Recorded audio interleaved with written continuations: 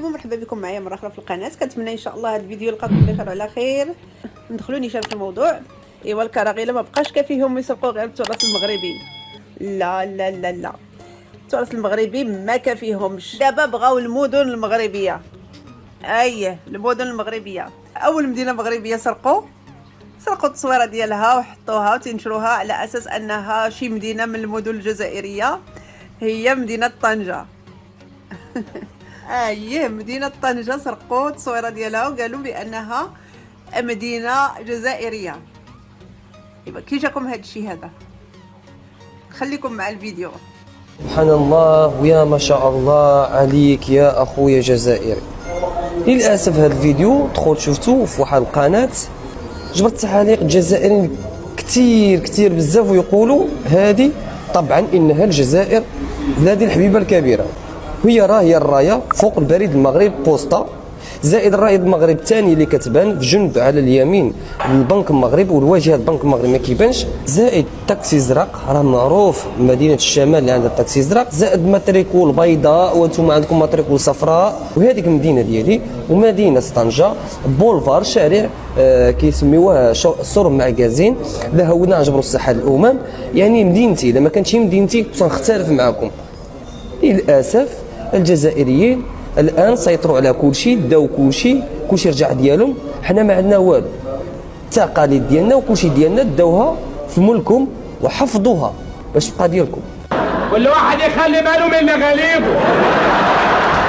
والمهم ماشي غير طنجة اللي مشات، عندكم صحاب لكم واش غير طنجة اللي داو.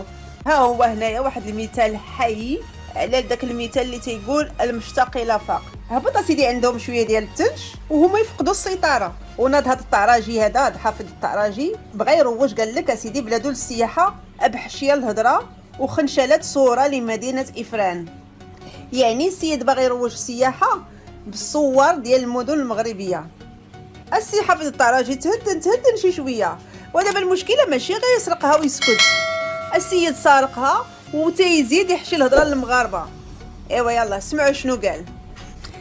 قال لك هذه ليست رسومات ولا مجرد صور من الجزائر، بل أكبر وأعظم بكثير، تتعلق ببلد كبير وجميل وشعب أصيل وعزيز لا ينظر للسائح على أنه دولار متنقل. احنا بدينا بحشي الهضره. بل زائر يحظى بالحفاوة والكرم. وسرق لك بالحفاوة والكرم وسارق الصورة ديال المغرب. سارق الصورة ديال إفران. يلا ها هي الصورة اللي صارت. تعت الله سي حافظ الخنشالي، واش نتوما عندكم بحال هذا الطرقان؟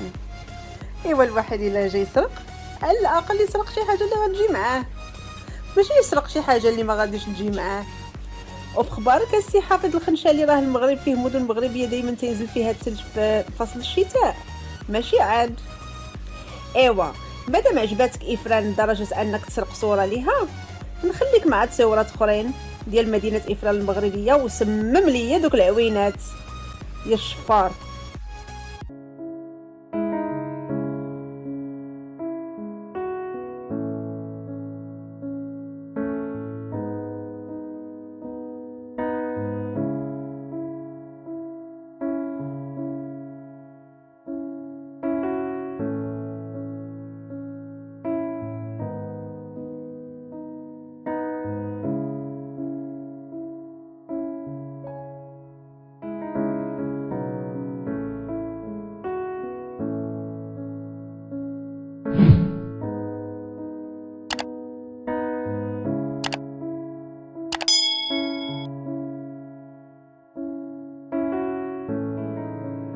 شفتي حنا المغاربه بلا ما نحتاجو نمشيو لسويسرا، حيت عندنا سويسرا في المغرب ما شاء الله وتبارك الله. شكرا على المتابعه ونخليكم على خير، والله يحفظ بلادنا والله يبعد علينا المحسادين. اللهم رد كيدهم في نحورهم وقنا شرورهم يا ارحم الراحمين. والسلام عليكم، والله يعز بلادنا والله يعز المغاربه فين ما كانوا.